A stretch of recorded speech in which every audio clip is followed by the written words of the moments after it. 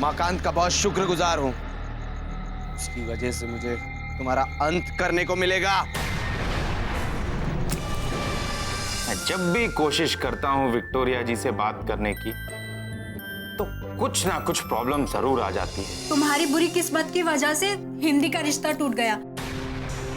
कक्की ने खुद तो बचपन में ही अपने पति को खो दिया और फिर यहाँ आई तो उसके असर से आपका रिश्ता भी ले बैठी। तुम सोच भी नहीं सकते कि तुम्हारा क्या अंजाम हो सकता है। रंगराज जी तुम्हें। वैसे तुम्हारा नाम क्या है? हमें ज्वाला कहकर बुलाते हैं क्योंकि हमें लोगों के नाम रखना बेहद पसंद है। तो आज से हम तुम्हारा नाम पतंग रखते हैं क्योंकि आज से तुम्हारी डोर हमारे हाथों में। हमें मालूम है कि इस वक्त तुम्हारे मन में कई सवाल चल रहे होंगे कि हम कौन हैं, हमारी देवी से क्या दुश्मनी है। मिलेंगे तुम्हें तुम्हारे सभी सवालों के जवाब, लेकिन सब वक्त के साथ। फिलहाल तो तुम हमारे इशारों को समझो और वो करते जाओ जो हम चाहते हैं। जैसे अभी तुमने हमारे चाहने पर देवी को मौत की घाट उतारी। ये क्या कह रही हो? मैंने तुम्हारे इशारे पर? पता है, इंसान सिर्फ दो ही सूरत में गलतियां करता है। एक तो तब जब उसे बेहद गुस्सा आता है और दूसरा तब जब उसका खून गर्म। और तुम में हमें वो दोनों ही खूबियां मिली जिसका सही मौके पर हमने इस्तेमाल किया। वरना तुम्हें क्या लगता है कि उमाकांत के पास इतना दिमाग है कि वो तुम्हें इतनी आसानी से यहाँ देवी के सामने खड़ा कर देगा? अब अगर तुम हमारे किसी काम आ सकते हैं और हमारा हर हुक्म मानने के लिए तैयार हो तो बाहर सड़क पर हमारी जीप खड़ी है, तुम हमारे साथ आ सकते हो। वरना इस शहर की पुलिस कुत्तों की तरह सूंघती हुई तुम तक पहुंच जाएगी। समझदारी इसी में है कि अपनी पतंग की डोर को हमारे हाथों में थमा दो।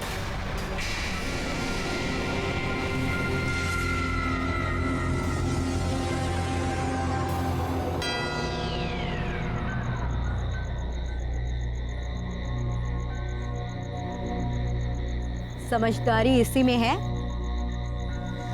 कि अपनी पतंग की डोर को हमारे हाथों में थमा दो।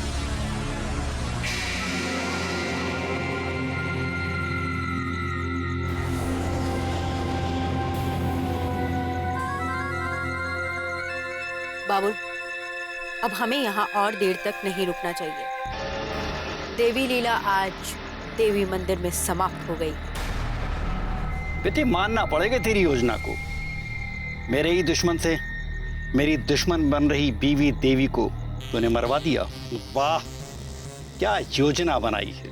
रंगराज को गर्व है तुझ पर।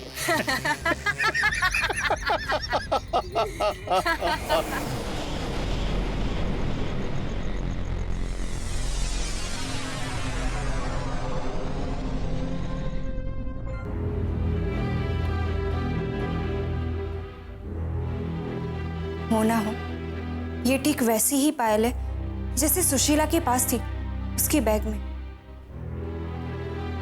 एक बार उसके बैग में चेक करती हूँ।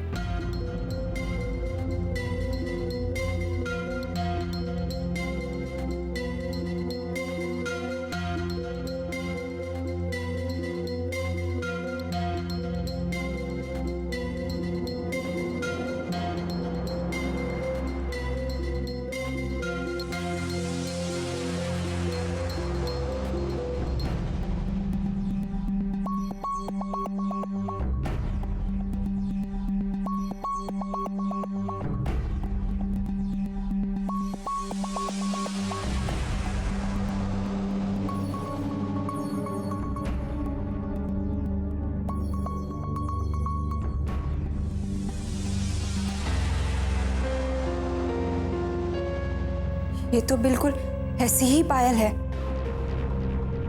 दूसरी चेक करती हूँ।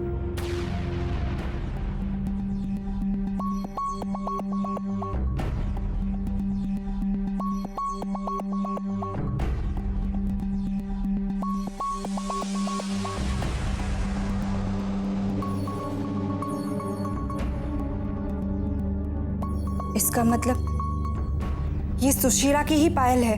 वो नदी में जो लड़की कूदी थी वो कोई और नहीं, सुशीला थी।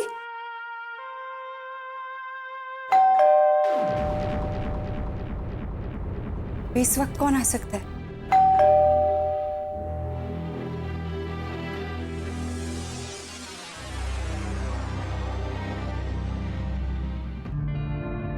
अरे इंस्पेक्टर मान, आप इस वक्त? यहीं पास में गश्त लगा रहा था तो सोचा आपसे मिलता चलूं। मेरा मतलब इस शहर के नागरिकों का ख्याल रखना भी तो मेरा ही फर्ज है। इसलिए सोचा पूछता चलूं कि जिस लड़की की आपको तलाश थी उसकी तलाश पूरी हुई या नहीं। नहीं, अभी तक नहीं, मगर मैं कोशिश कर रही हूं कि कुछ पता चल जाए और मैं अपनी कोशिश बंद नहीं करूंगी, चाहे आप मेरी मदद करें या ना करें। अरे कैसी बातें कर रही हैं विक्टोरिया जी? अगर आपकी मदद नहीं करनी होती तो आपको यहां निहारने थोड़ी ना आए होते। देखिए, नहीं, आप देखिए और हमें यह बताइए कि आपकी वो गुमशुदा लड़की कब से गायब है और उस दिन क्या हुआ था? उसके साथ क्या हुआ था ये बताने में सारी रात गुजर जाएगी, मगर मुझे कुछ सबूत मिले हैं जिसके बिना पर हम उसे तलाश कर सकते हैं। ये पायल देख रहे हैं आप? ये पायल जोगिन को शिवाला घाट के मछुआरे ने दी थी और ऐसी दूसरी पायल मुझे सुशीला की बैग से मिली। वहां के लोग बता रहे थे कि कुछ दिन पहले वहां पर एक लड़की ने नदी में कूदकर अपनी जान दे दी और अभी तक उसकी बॉडी का कुछ पता नहीं चला। इसका मतलब सुशीला कहीं ना कहीं तो होगी और अब हमें उस तक पहुंचना होगा। वैसे अगर आप कंफर्टेबल हो तो क्या आप मेरे साथ शिवाला घाट तक चल सकती हैं? सुशीला को खोजने के लिए मैं दिन रात एक कर दूंगी। मैं आपके साथ चल रही हूँ। चलिए।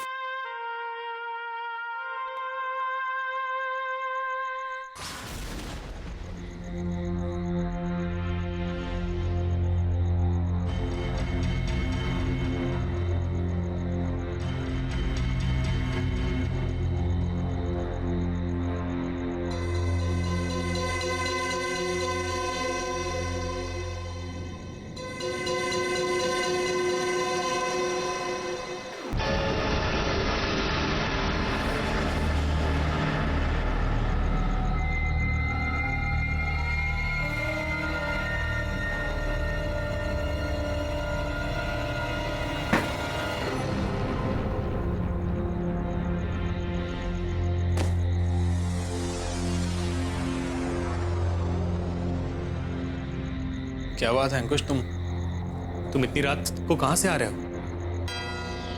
और ये तुमने क्या क्या हालत बना रखी है? अंकुश, मैं तुमसे कुछ पूछ रहा हूं, तुम इतनी रात को कहां से आ रहे हो? पारीन, मुझसे अभी कोई सवाल मत करो। अंकुश, तुम घबराए हुए क्यों हो, मुझे बताओ। मैंने कहा ना, अभी मुझसे कोई सवाल मत करो। आखिर बात क्या है? देखो बारीन, आज कुछ इतना अजीब हुआ है कि मुझे भी समझ में नहीं आ रहा है। अंकुश, वही तो पूछ रहा हूं, आखिर बात क्या है? तुम इतने घबराए हुए क्यों लग रहे हो?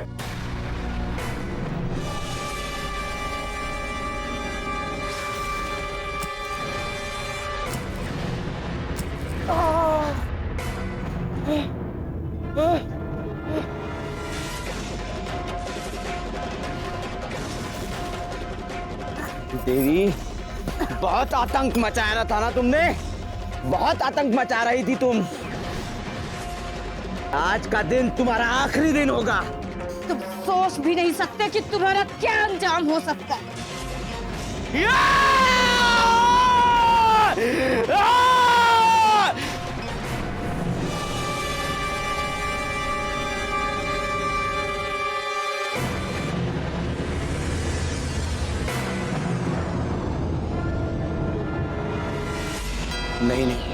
मुझे पारीन को कुछ नहीं बताना चाहिए, वरना ये मेरा साथ देने के बजाय मुझे देवी के मर्डर के लिए सरेंडर करने को कहेगा। नहीं, मैं बता नहीं सकता। अभी ये राज बस मेरे और उस ज्वाला के बीच है। मुझे इसे किसी को नहीं बताना चाहिए। क्या सोच रहे हो? देखो पारीन, रात बहुत हो चुकी है, तुम सो जाओ। तो मुझे ये तो बताओ कि आखिर तुम गए कहां थे? अंकुश, साफ साफ बोलो, तुम कहां गए थे? मेरा मन ठीक नहीं था तो मैं ऐसे ही थोड़ा सड़क पे टहलने गया था।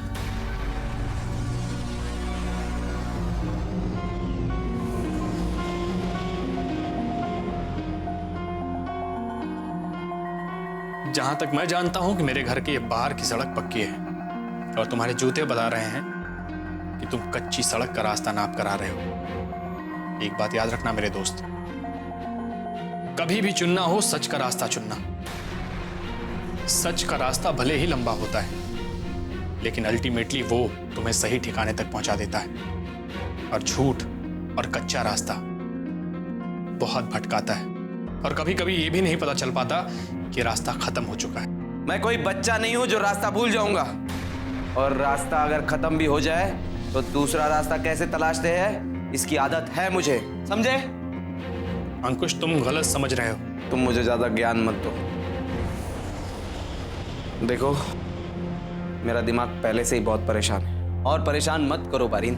अंकुश, मैं इसीलिए पूछ रहा हूं कि आखिर तुम्हारी क्या परेशानी है। शायद मैं उसका हल ढूंढ सकूं और तुम्हारी मदद कर सकूं।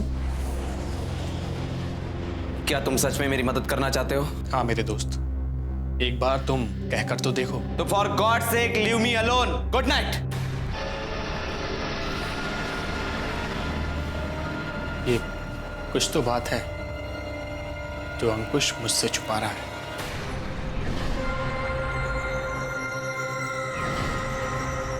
अंकुश, आज तेरी जिंदगी भी तुझे नहीं बचा सकती, क्योंकि उमाकांत तेरी मौत बरकरार है।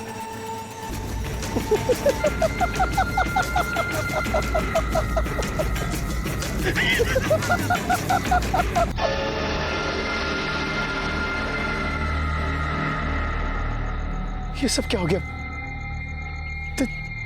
देवी जी को क्या हो गया? ये कैसे हो गया? देवी चौधरानी जी, देवी चौधरानी जी,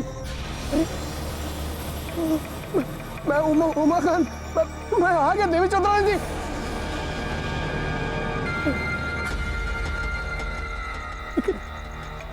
सब कैसे हुआ होगा? क्या होगा ये सब?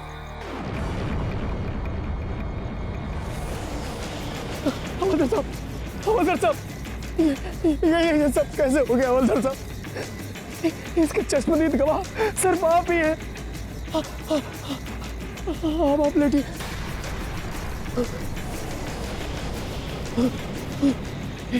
ये किसने किया होगा? किससे किया होगा? जिसने भी किया होगा मैं उसे छोड़ूंगा नहीं, मैं नहीं छोड़ूंगा उसे, नहीं छोड़ूंगा।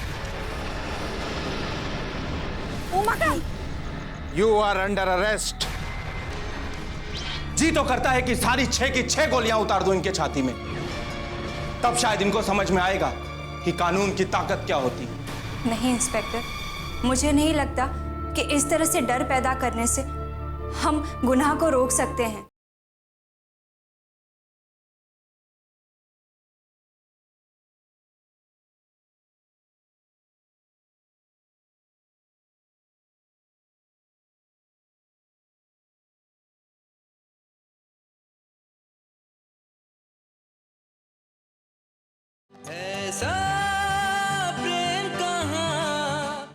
उमाकांत,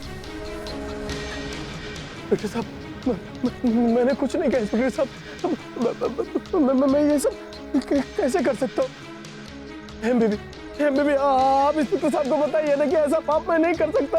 मैं किसी का खून नहीं कर सकता, नहीं कर सकता। ये हथियार तो सिर्फ मैं जानता हूं तूने इसी हथियार से बहादुर के सीने में भोंक के उसका कत्ल किया है, और इसकी सजा तो तुझे जरूर मिलेगी।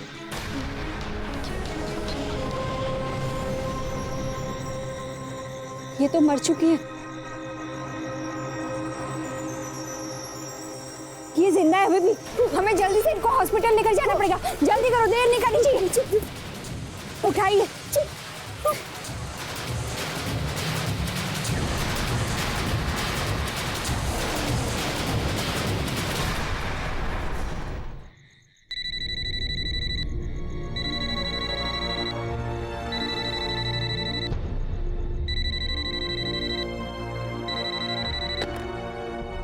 Hello, doctor Mahesh speaking.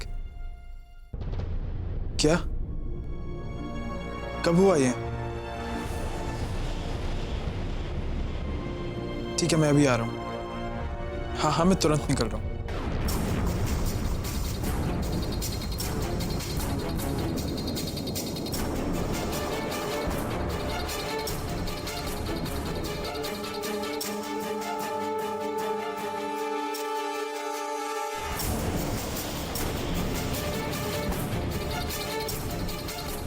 Mahesh बाबू,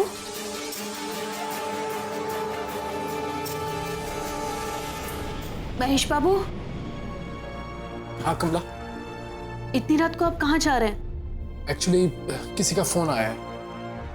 कोई कांस्टेबल बहुत बुरी तरह से जख्मी है, तो मुझे क्लिनिक के लिए निकलना पड़ेगा अभी। I am so sorry, please. मगर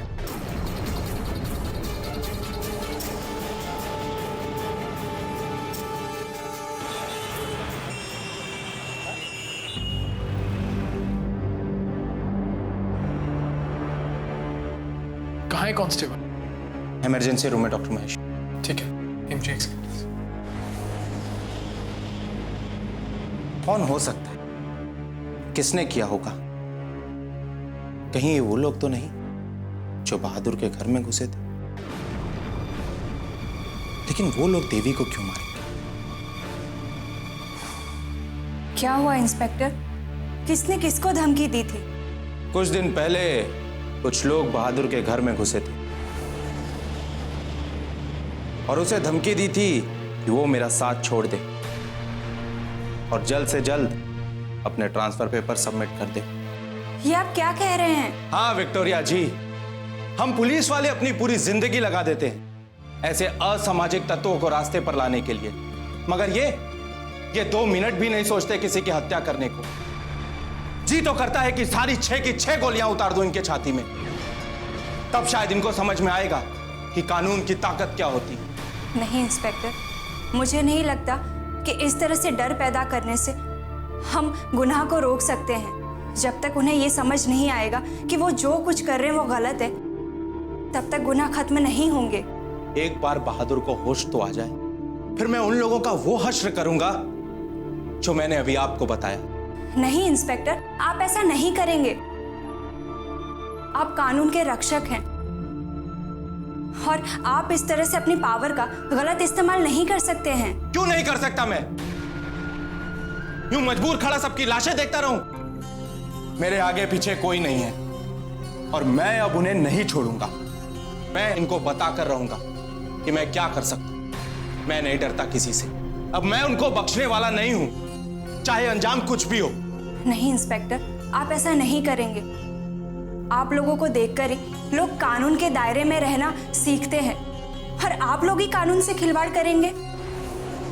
ये सब करने से बेहतर है हम ये पता लगाने की कोशिश करें कि आखिर उस रात वहां पर हुआ क्या था। कैसे पता लगाएंगे? वहां देखकर तो ऐसा लग रहा था कि वहां पर बहुत बड़ी झड़प हुई होगी। उसे देखकर तो मुझे ऐसा लग रहा है कि वहां पर अपराधी ने कोई ना कोई सुराग तो छोड़ा ही होगा।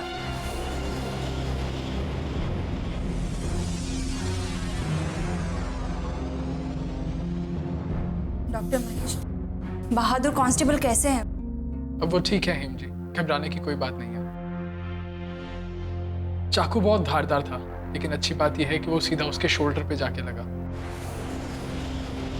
वैसे इसका नाम सुनकर आप इतने परेशान क्यों हो रहे हैं? बेटे को एक खरोंच भी लग जाए तो उसकी माँ की जान पर बनाती है,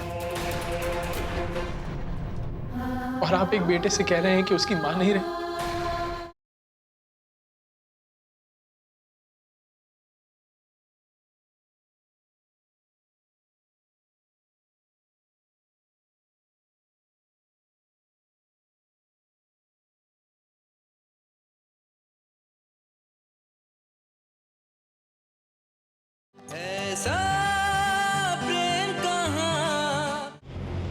ना उसकी जान बचानी बहुत मुश्किल हो जाती है। फिलहाल वो बेहोश है, लेकिन 5-6 घंटे में उसे होश आ जाएगा। चलिए, अब उन लोगों का तो पता चल जाएगा, मगर देवी चौधरानी के कत्ल के बाद अब रंगराज का पता लगाना फिर से शुरू करना पड़ेगा।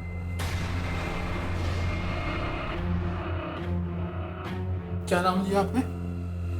कौन मर गया? देवी चौधरानी।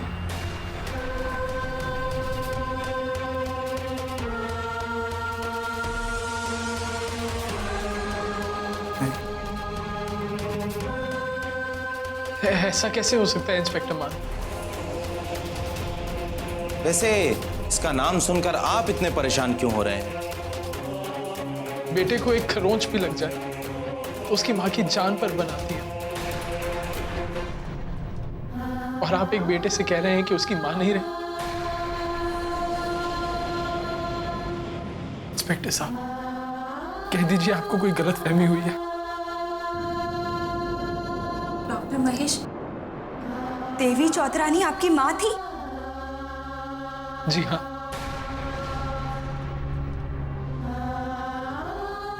बदकिस्मती से देवी चौधरानी मेरी माँ थी।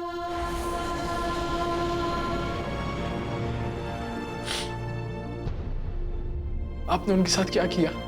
उनकी बॉडी को हमने पोस्टमार्टम के लिए भेज दिया है। क्या? आपकी हिम्मत कैसे हुई कि आपने मेरी माँ की बॉडी को पोस्टमार्टम के लिए भेज दिया? आप जानते हैं ना कि पोस्टमार्टम में बॉडी को कितनी बेदर्दी से टुकड़े कर दिए जाते हैं। देखिए डॉक्टर महेश, मैं आपकी भावनाओं को समझता हूं, लेकिन देवी चौधरानी का कत्ल हुआ और इसकी जांच करने के लिए उनकी लाश को पोस्टमार्टम के लिए भेजना। मैं ये सब कुछ नहीं जानता।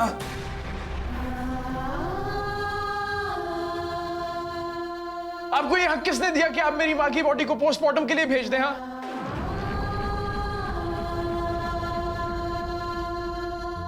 आप ऐसा कैसे कर सकते हैं? देखिए डॉक्टर महेश, आप मुझे मजबूर कर रहे हैं कि मैं आपको आपके मां के आखिरी दर्शन भी ना करने दूं। देवी चौधरानी कोई संत नहीं थी। ना जाने कितने मजबूर लोगों का खून बहाया उसने, कितनी औरतों को विधवा बनाया, कितने बच्चों को अनाथ किया है। आप मेरे ड्यूटी के बीच में आ रहे हैं। एक अच्छे नागरिक होने के नाते यह आपका फर्ज बनता है कि आप मुझे कोऑपरेट करें। डॉक्टर महेश, मैं समझ सकती हूँ कि इस वक्त आप पर क्या बीत रही होगी, मगर इस वक्त आप गुस्से से नहीं, समझदारी से काम लीजिए।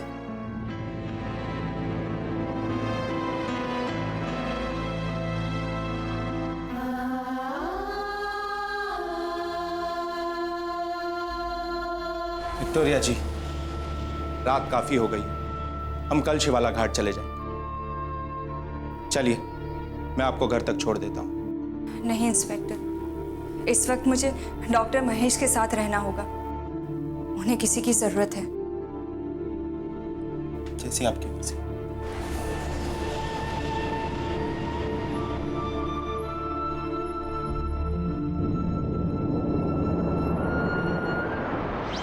हम पुलिस की मदद से माँ के कातिलों तक पहुंच सकते हैं। नहीं कमला, अब ये मेरी लड़ाई है